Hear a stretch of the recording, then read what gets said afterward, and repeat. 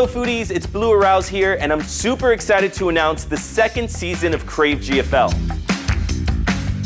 You're gonna be getting an authentic taste of Greater Fort Lauderdale. I'm taking you to everything from fine dining to quick bites, and we might even have some adult beverages. Cheers to friendship, this is the friendship episode. And in season 2, I'll be eating this, and definitely that. I wanna show you why Greater Fort Lauderdale is one of the top foodie destinations. Tune in for every drool-worthy moment.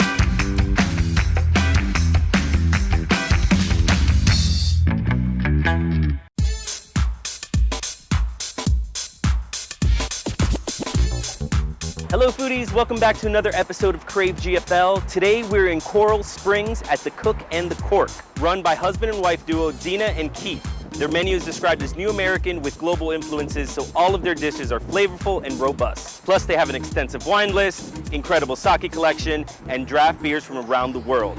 Let's head inside and meet the foodie power couple.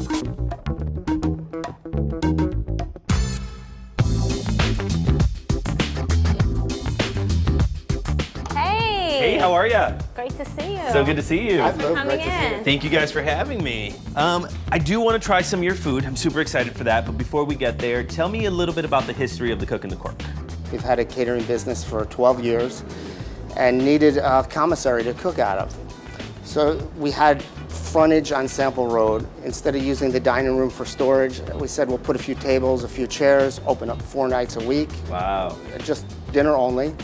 And since day one, I guess with being lucky having catering clients that wanted to come, we were busy and winning awards from day one. That's awesome. So your customers that were your catering customers have now become your restaurant customers. And many more. The name The Cook and the Cork, where does that come from? There's the girl and the goat. Yeah. In California, the girl and the fig. So I was thinking the boy and the beer, but That sounds like the name of my book. sounded a little too stupid, so the Cook and Cork kind of fell into that. Yeah, but then everyone asks, oh, who's the cook and who's the cork? You're both. You are the cook and the cork. It's a tough job, but somebody has to do it. There you go. So that's pretty cool that you guys had the catering business, and now instead of people going to somebody else's party to try your food and be the guest at that party, now they're your guests, right? And they're here at the restaurant trying the food, so kind of came full circle. And thank you for coming today. You're our guest, so let me get you a couple appetizers to try. Now you're speaking my love language. So while Keith is preparing those, why don't you tell me a little bit about how the look of this place came together? Everything in here was sort of meant to be.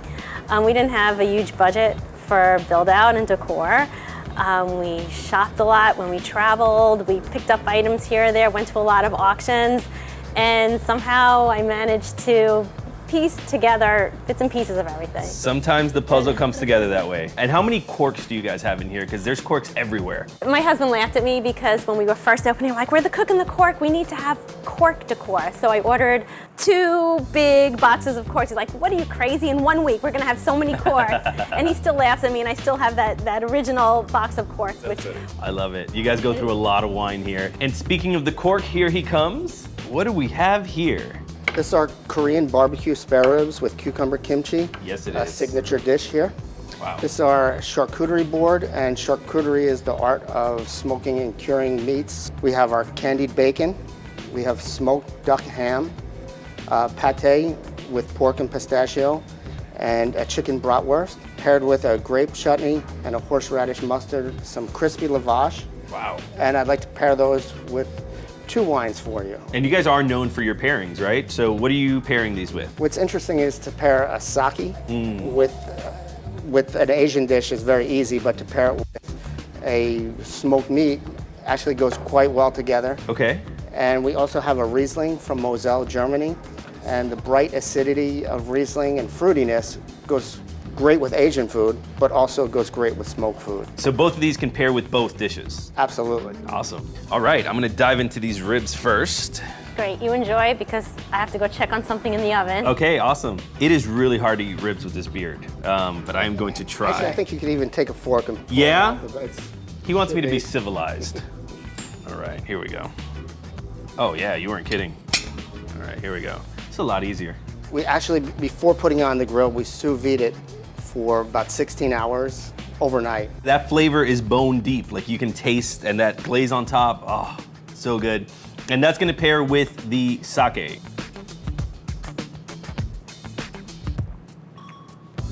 Ooh, yeah, that's really nice. You can taste the fruity notes in it, and it pairs really well with the sweetness from the sauce. These ribs are incredible, and they literally fall off the bone. But what's going on over here? What should I try first on this board? Why don't you give the duck ham a shot? Okay.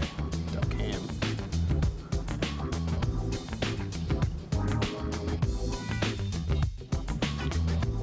And you guys are curing this in-house? We cure it and smoke it in-house. The bacon we cure and smoke in-house. Flavor on that's incredible.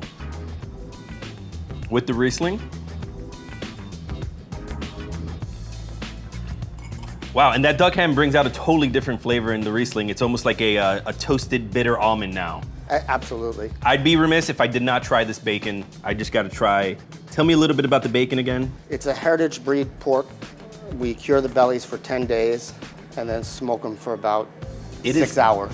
Caramelized on top. It's sitting on a blanket of sugar. Oh man, salty and sweet is my jam.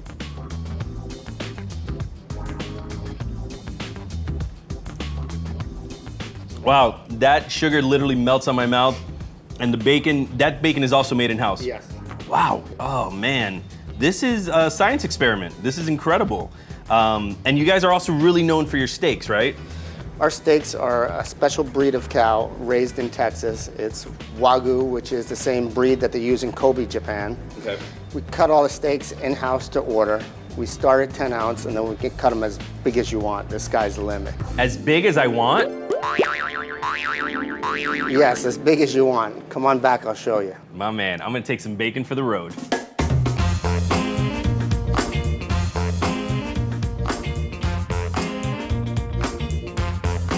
It has an error message on the scale. You wanna get a close-up shot of the error? That's hilarious. Hey Blue, here's your 10 ounce New York strip. All right, much more to my appetite. This is manageable, this is manageable. It's cooked with just salt and pepper. A lot of people tend to over-season steaks, I feel, with different rubs on them. Very hot grill, simple salt and pepper, some sauteed mushrooms with a little horseradish, and our house-made Cook the Cork steak sauce. Awesome, and this is paired with a nice red wine. What do we have? Jordan 2012 Cabernet. Awesome, sweet, Enjoy. Thank you so much. Thank you. As soon as he put this plate down, the aroma from the mushroom and the steaks are all hitting me in the face. I asked for it medium rare. I did not even know it came with mushrooms and homemade steak sauce. Can't wait to dive in. And it's got beautiful grill marks on it. Perfectly cooked, pink in the middle. Dip it in a little bit of that sauce.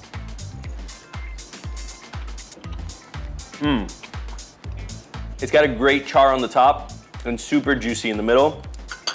My compliments to the chef and the cork. A little bit of red wine, because nothing goes better with steak than red wine.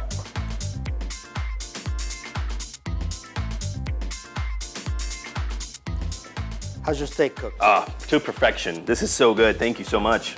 I have a special treat for you, some dessert. Okay. We have some liquid desserts and some solid desserts. I have a mean sweet tooth, and I usually go for solid, but this looks like it's up my alley. What do we got? This is our oldest wine in the cellar. It's a 1950 Riva Salt dessert wine from the south of France. Wow. What's the alcohol content on this? About 17%. My man.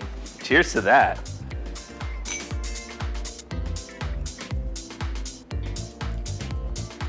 Ooh, that's nice. That's really nice. As I said, I usually go for solid, but that is the perfect way to end this meal.